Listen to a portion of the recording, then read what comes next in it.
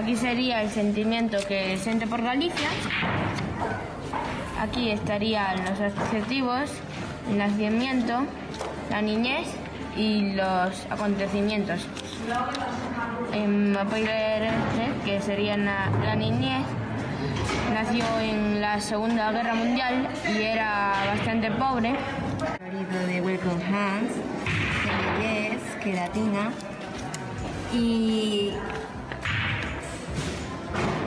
también era muy creativa, inteligente, tenía mucha imaginación para hacer muchas cosas. Su acontecimiento de niñez, quería mucho a su madre, le gustaba estudiar las telarañas y eso para saber cómo era.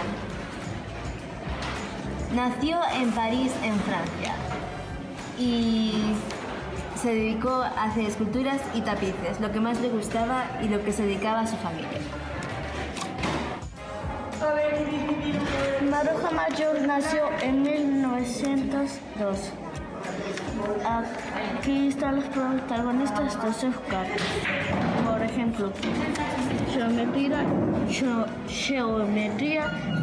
matemáticas, orden y equilibrio, mujeres fuertes. Aquí hay